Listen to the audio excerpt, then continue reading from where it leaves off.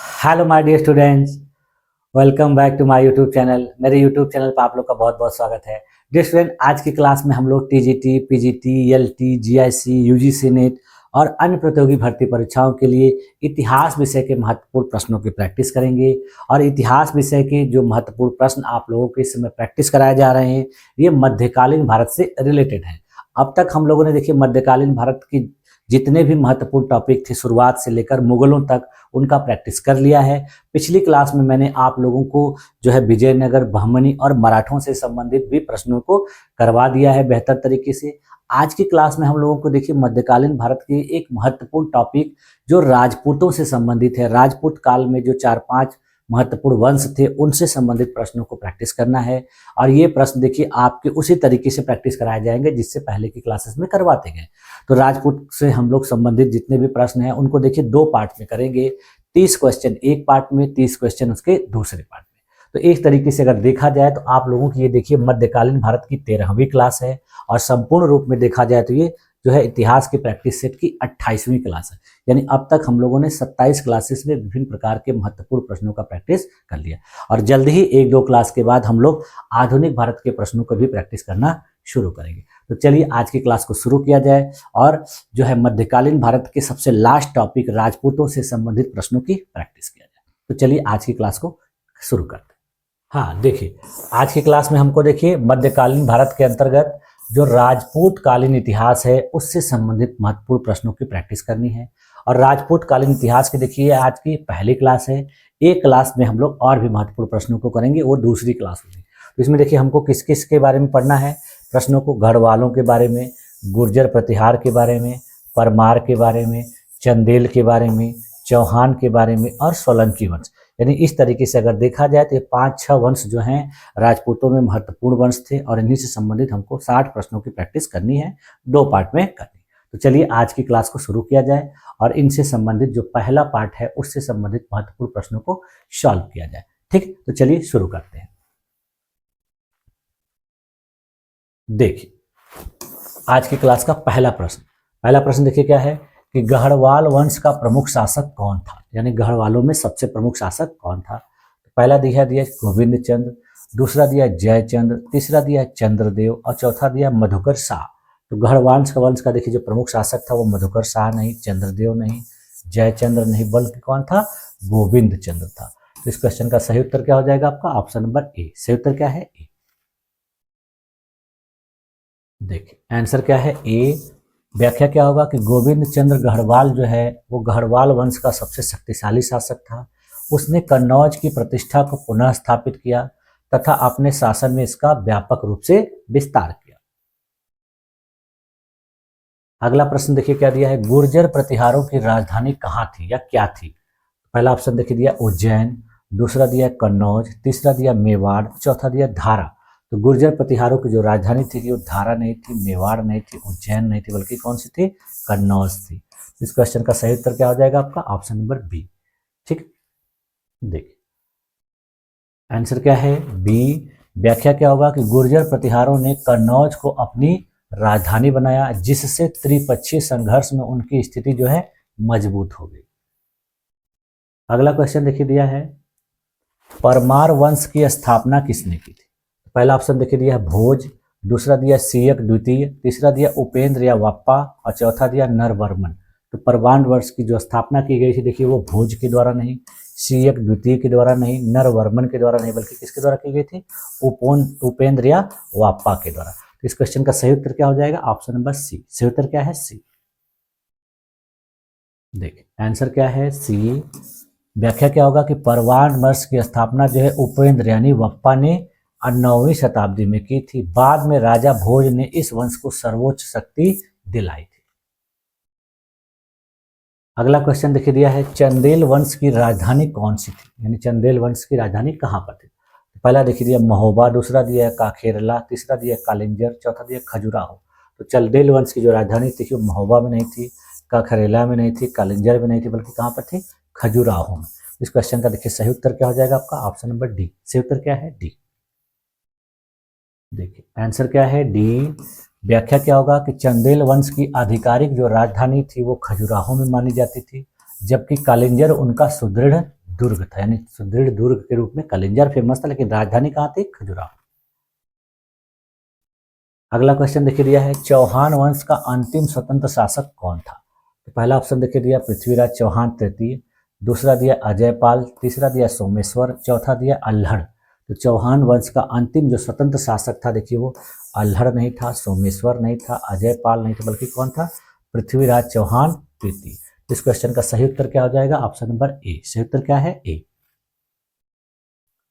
देखिए आंसर क्या है? ए। व्याख्या क्या होगा कि पृथ्वीराज चौहान तुर्कों से संघर्ष के लिए प्रसिद्ध थे और तराइन के युद्ध में 1191 से 92 के बाद उनकी चौहान की सत्ता समाप्त हो गई, यानी मोहम्मद गोरी ने जब इनको पराजित कर दिया था तब इनकी सत्ता समाप्त हो गई थी। अगला क्वेश्चन क्या दिया? देखिए सोलंकी वंश का प्रमुख शासक कौन था जिसने मंदिर निर्माण में विशेष योगदान दिया? यानी मंदिर निर्माण में विशेष योगदान देने वाला जो सोलंकी शासक था वो देखिए कौन था? तो सिद्धराज जयसिंह, दूसरा दिया कुमारपाल, तीसरा दिया मूलराज प्रथम और चौथा दिया भीमदेव प्रथम। तो बस प्रमुख शासक जो थे देखिए भीमदेव प्रथम नहीं था, मूलराज प्रथम नहीं था, सिद्धराज जयसिंह नहीं था, बल्कि कौन था? कुमारपाल था। तो इस क्वेश्चन का देखिए सही उत्तर क्या हो जाएगा आपका? Option number B. सही उत्तर क्या है? बी। देखिए आंसर क्या है? बी। व्याख्या क्या होगा कि कुमारपाल जो है जैन धर्म का अनुयायी था और उसने अनेक जैन मंदिरों तथा स्थापत्य कलाओं का निर्माण करवाया था। अगला क्वेश्चन कर दिया है देखिए, त्रिपक्षीय संघर्ष में प्रतिहारों का प्रमुख नेता कौन था? तो देखिए ऑप्शन क्या कह दिया? भोज, नागभट्ट द्वितीय, मिहिर भोज, रामभद्र। तो त्रिपक्षीय संघर्ष में प्रतिहारों का जो प्रमुख नेता था देखिए वो भोज नहीं था, नागभट्ट द्वितीय नहीं था, रामभद्र नहीं था, बल्कि कौन था?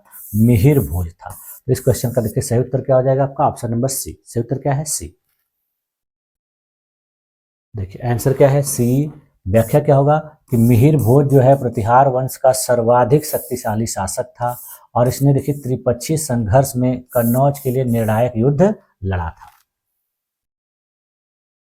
अगला क्वेश्चन क्या दिया देखिए, चंदेल शासक विद्याधर किसके समकालीन थे?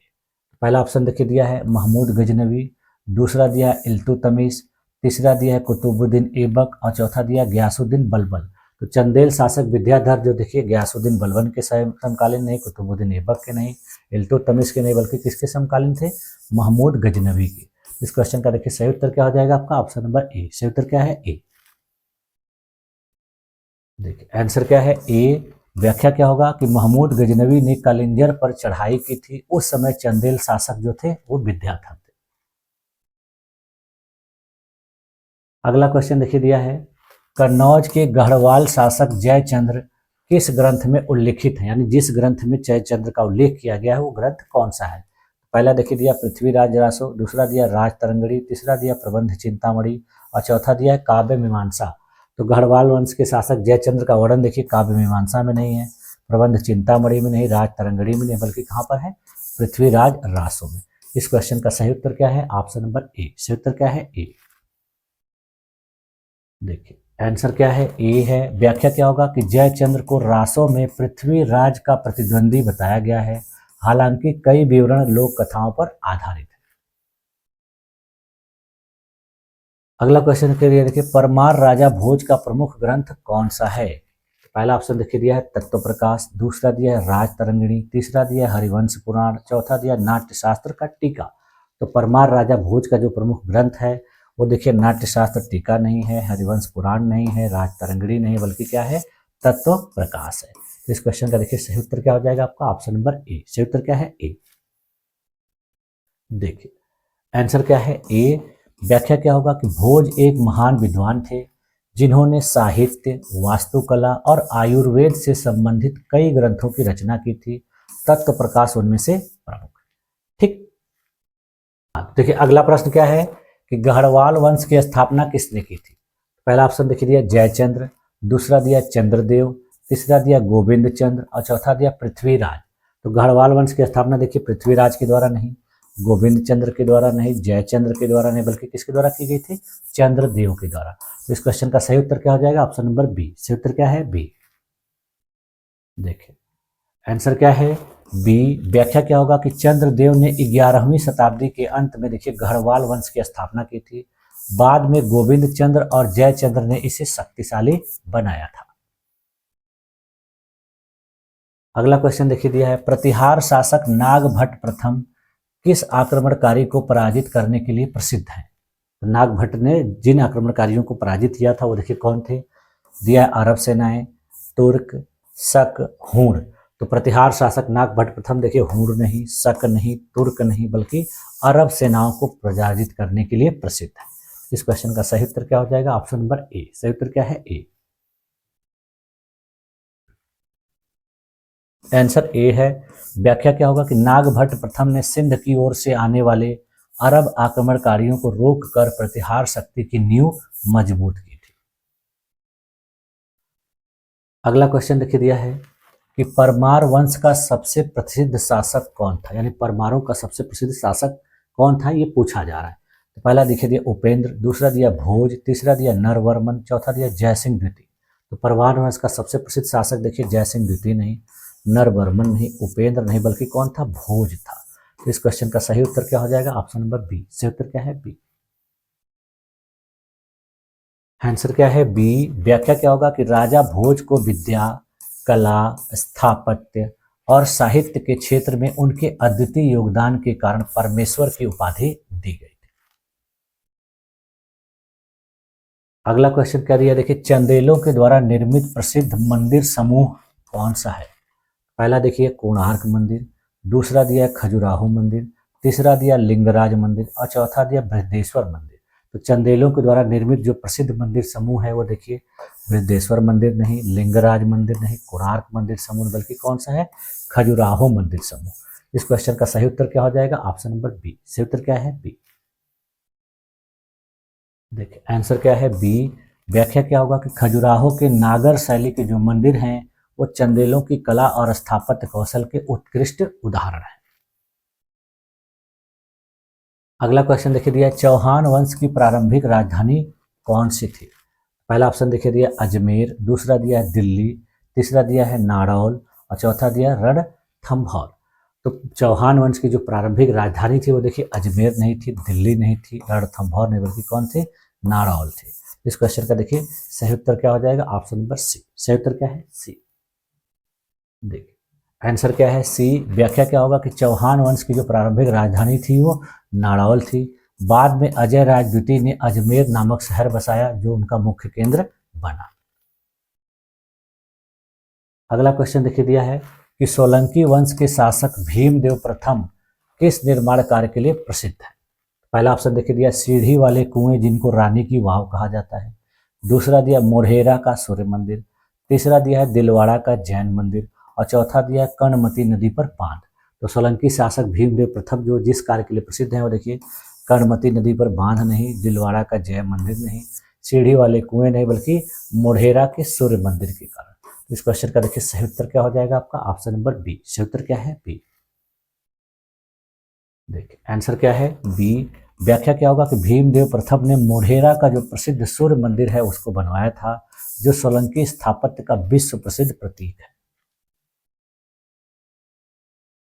अगला क्वेश्चन क्या है कि कन्नौज त्रिपक्षीय संघर्ष में प्रतिहारों के प्रमुख प्रतिद्वंदी कौन थे? यानी त्रिपक्षीय संघर्ष में प्रतिहारों का सामना जिसके साथ हुआ था वो लोग कौन थे? तो पहला देखिए दिया चोल और पश्चिमी चालुक्य, दूसरा दिया पाल और राष्ट्रकूट, तीसरा दिया है चालुक्य और गढ़वाल और चौथा दिया चंदोल और परमार।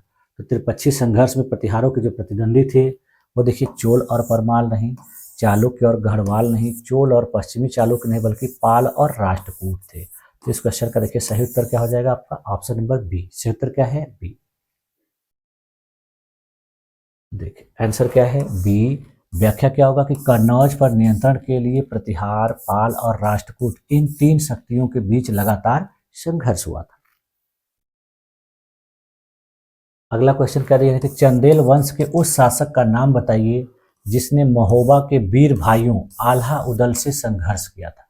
यानी चंदेल वंश का वह कौन सा शासक था जिसका आल्हा उदल के साथ संघर्ष हुआ था? तो पहला ऑप्शन देखिए दिया धंग, दूसरा दिया परमाल, तीसरा दिया विद्याधर, चौथा दिया कीर्तिवर्मन। तो वह शासक जो था वो देखिए कीर्तिवर्मन नहीं था, विद्याधर नहीं था, धंग नहीं था, बल्कि कौन था? परमाल था। तो इस क्वेश्चन का देखिए सही उत्तर क्या हो जाएगा आपका? Option number B. सही उत्तर क्या है? बी। देखिए आंसर क्या है बी। व्याख्या क्या होगा कि परमाल और आल्हा उदल की जो कथाएं हैं बुंदेलखंड की लोक कथाओं में अत्यंत प्रसिद्ध हैं, जिन्हें देखिए आल्हा खंड में वर्णित किया गया है। अगला प्रश्न देखिए दिया है, चौहान शासक पृथ्वीराज के दरबारी कवि कौन थे? यानी पृथ्वीराज के दरबार में रहने वाले प्रसिद्ध कवि का नाम पूछा जा रहा है। तो पहला ऑप्शन देखिए दिया चंद्रबरदाई, दूसरा दिया कल्हड़, तीसरा दिया बिल्हड़, चौथा दिया दुर्लभ देव। तो चौहान शासक पृथ्वीराज के दरबार में रहने वाले जो कवि थे वो देखिए दुर्लभ देव नहीं, बिल्हड़ नहीं, कल्हड़ नहीं, बल्कि कौन थे?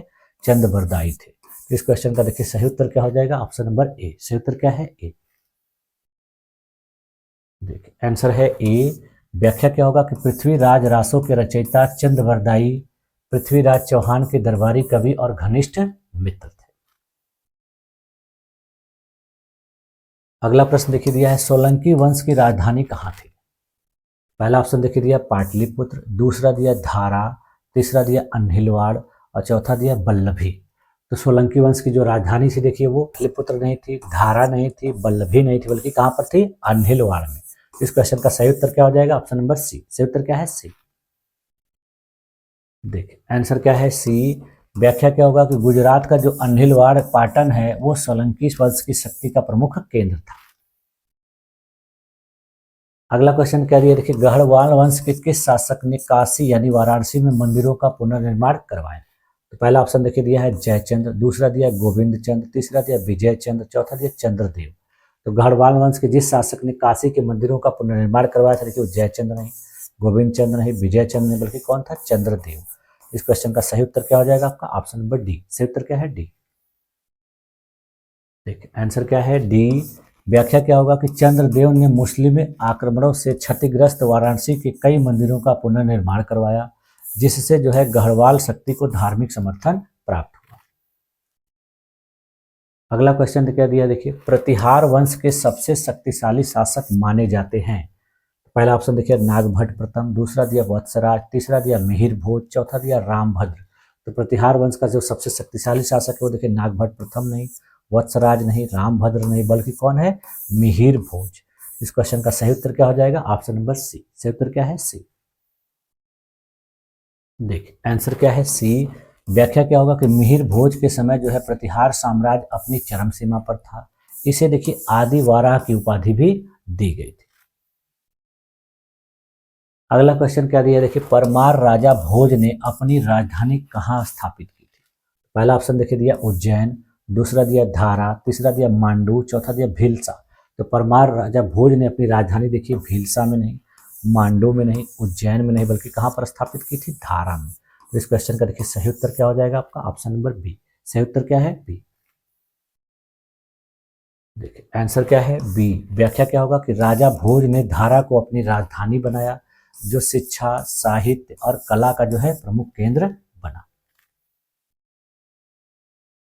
अगला क्वेश्चन क्या दिया देखिए, चंदेल वंश के किस शासक के समय जो है खजुराहो मंदिर निर्माण चरम पर पहुंचा था? पहला ऑप्शन देखिए दिया धंग, दूसरा दिया कीर्ति वर्मन, तीसरा दिया विद्याधर, चौथा दिया यशो वर्मन।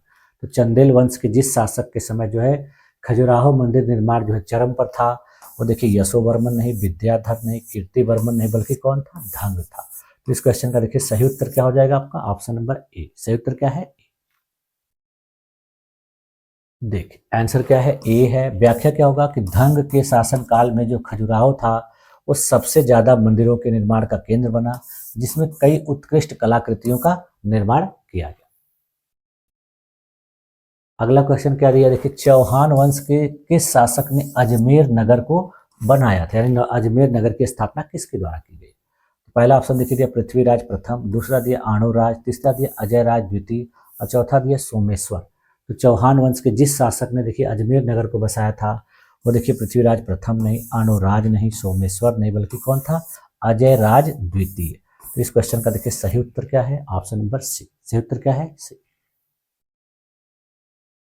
देखिए आंसर क्या है? सी। व्याख्या क्या होगा कि अजयराज द्वितीय ने अजमेरू नगर बसाया, जिसको बाद में अजमेर के नाम से जाना गया और इसी नाम से काफी प्रसिद्ध हो। देखिए सोलंकी वंश के कौन से शासक अभिलेखों में सिद्धराज कहे जाते हैं? यानी किसको अभिलेखों में सिद्धराज कहा जाता है? तो पहला देखिए दिया भीमदेव प्रथम, दूसरा दिया कुमारपाल, तीसरा दिया सिद्धराज जयसिंह, चौथा दिया मूलराज द्वितीय। तो किसको कहा जाता था, देखिए भीमदेव प्रथम को नहीं, कुमारपाल को नहीं, मूलराज द्वितीय को नहीं, बल्कि सिद्धराज जयसिंह को। इन्हीं को सिद्धराज के नाम से जाना जाता। देखिए आंसर है सी। व्याख्या क्या होगा कि सिद्धराज जो है जयसिंह गुजरात के बहुत शक्तिशाली शासक थे। इसके समय में सोलंकी साम्राज्य जो है अत्यधिक विस्तृत हुआ। अगला प्रश्न देखिए दिया है गढ़वाल वंश से संबंधित जो काशी प्रशस्ति है एक किस शासक से जुड़ी है। पहला ऑप्शन देखिए दिया जयचंद्र, दूसरा दिया विजय चंद्र, तीसरा दिया गोविंद चंद्र, चौथा दिया चंद्रदेव। तो गढ़वाल वंश के जिस शासक से काशी प्रशस्ति संबंधित है वो देखिए जयचंद्र नहीं, विजय चंद्र नहीं, चंद्रदेव नहीं, बल्कि कौन है, गोविंद चंद्र। इस क्वेश्चन का सही उत्तर क्या हो जाएगा, ऑप्शन नंबर सी। सही उत्तर क्या है, सी। देखिए आंसर क्या है, सी। व्याख्या क्या होगा कि काशी प्रशस्ति अभिलेख में गोविंद चंद्र के दान, प्रशासन और धार्मिक कार्यों का वर्णन मिलता है। अगला क्वेश्चन क्या दिया, देखिए प्रतिहारों का प्रमुख बंदरगाह कौन सा था। पहला देखिए दिया है भरूकच, दूसरा दिया खंभात, तीसरा दिया सिंधु दुर्ग, चौथा दिया सुपारा। तो प्रतिहारों का जो प्रमुख बंदरगाह था देखिए वो सुपारा नहीं था, सिंधु दुर्ग नहीं था, खंभात नहीं था, बल्कि क्या था, भरूकच। इस क्वेश्चन का देखिए सही उत्तर क्या हो जाएगा आपका, ऑप्शन नंबर ए। सही उत्तर क्या है, ए। देखिए आंसर है ए। व्याख्या क्या होगा कि प्रतिहार काल में अरबों से व्यापार भरूकच के माध्यम से होता था, जो पश्चिमी तट का एक प्रमुख बंदरगाह हुआ करता। अगला क्वेश्चन क्या दिया, देखिए परमार वंश के विद्वान राजा भोज किस क्षेत्र में विशेष रूप से निपुण थे, यानी जो राजा भोज थे वो किस क्षेत्र में बहुत विद्वान थे। तो पहला देखिए दिया है ज्योतिष, दूसरा दिया औषधि विज्ञान, तीसरा दिया है साहित्य और शिक्षा शास्त्र और चौथा दिया है गणित। तो परमार वंश के जो विद्वान राजा भोज थे वो देखिए ज्योतिष नहीं, औषधि विज्ञान नहीं, गणित नहीं, बल्कि साहित्य और शिक्षा शास्त्र के विद्वान थे। इस क्वेश्चन का सही उत्तर क्या हो जाएगा, ऑप्शन नंबर सी। सही उत्तर क्या है, सी। देखिए आंसर क्या है, सी। व्याख्या क्या होगा कि भोज ने 80 से अधिक ग्रंथों की रचना की थी, जिसमें उन्होंने शिक्षा, काव्य, वास्तु और चिकित्सा सहित कई विषय शामिल किए थे। अब देखिए अगला प्रश्न, ये देखिए आज की क्लास का अंतिम प्रश्न है, जिसमें देखिए क्या है कि चंदेलों के प्रसिद्ध दुर्ग कलिंजर पर किस शासक का विशेष नियंत्रण था। तो कलिंजर का जो दुर्ग था उस पर किसका नियंत्रण था, तो दिया देखिए विद्याधर, दूसरा दिया धंग, तीसरा दिया कीर्तिवर्मन, चौथा दिया परमत। तो चंदेलों का जो प्रसिद्ध दुर्ग कलिंजर था उस पर देखिए अधिकार जो था परमत का नहीं, कीर्तिवर्मन का नहीं, धंग का नहीं, बल्कि किसका था, विद्याधर का था। इस क्वेश्चन का सही उत्तर क्या हो जाएगा, ऑप्शन नंबर ए। सही उत्तर क्या है, ए। देखिए आंसर है ए। व्याख्या क्या होगा कि विद्याधर के समय जो कलिंजर दुर्ग था वो अत्यंत मजबूत था और महमूद गजनवी भी इसे जीत नहीं पाया। ठीक है, तो आज की क्लास में देखिए यहीं तक रखा जाए। और इस तरीके से हम लोगों ने आज की क्लास में 30 महत्वपूर्ण प्रश्न जो राजपूतों से संबंधित थे उनको बेहतर तरीके से व्याख्या के साथ प्रैक्टिस किया। और मुझे उम्मीद है कि आप लोगों की सारी चीज़ें अच्छी तरीके से समझ में आ गई। अगर आप लोगों को किसी भी ऑप्शन में कोई डाउट लगता है या किसी भी प्रकार की त्रुटि नज़र आती है तो आप मुझे कमेंट में बता सकते हैं। मैं उसमें अगर कोई त्रुटि पाता हूं तो उसको ज़रूर संशोधित करूँगा। ठीक है, तो आप लोगों ने मेरी इस क्लास में अपने आप को इतनी देर तक इतनी धैर्यपूर्वक बनाए रखा, इसके लिए भी आप लोग का बहुत बहुत धन्यवाद। मिलते हैं नेक्स्ट क्लास में, तब तक के लिए थैंक यू।